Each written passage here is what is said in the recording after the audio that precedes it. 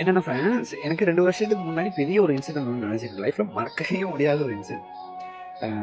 அந்த அந்த இன்சிடென்ட் டைமில் என் மேலே பிழை இல்லாட்டியும் கூட, என் மேலே பிழை இல்லை அப்படின்ற மாதிரி நான் 1000 முறை சொன்னேன், 2000 முறை சொன்னேன், 10,000 முறை சொல்லியிருக்கேன் என் மேலே பிழை இல்லை அப்படின்னு சொல்லி. இந்த சொசைட்டியும் சரி, அது சார்ந்தவங்களும் சரி, அதை வந்து எக்ஸப்ட் பண்ணிக்கவே இல்லை, ஏற்றுக்கவே இல்லை.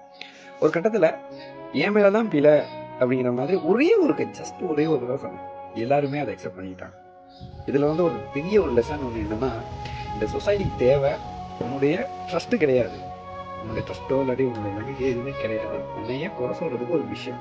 அது மட்டும் இல்லாமல் அந்த இன்சிடெண்ட்டில் என் மேலே பிழை இல்லாட்டி கூட என்னால் ஒரு உயிர் வாழுது, நான் இந்த செய்யாதவங்க ஏற்றுக்கிறதுனால ஒரு உயிர் வாழுது அப்படின்றது அது ஓகேங்க சொல்லுவாங்க. நிறைய டைம் சொல்லுவாங்க பிள்ளைனா பிள்ளையை சுட்டி காட்டுறது சொல்லி. பிள்ளை அப்படிங்கிற ஒரு சுச்சுவேஷன்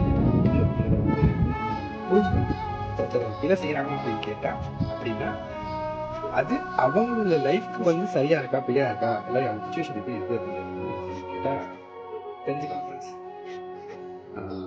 நீங்கள் என்னதான் தலையில நின்றாலுமே, என்ன பண்ணாலுமே இந்த சொசைட்டியை பற்றி நீங்கள் காதில் போட்டுக்க வேண்டிய தேவையே கிடையாது. உங்களுடைய கோல் ஏதோ, உங்களுடைய விஷன் ஏதோ, ஃபோக்கஸ் தட். Thank you friends.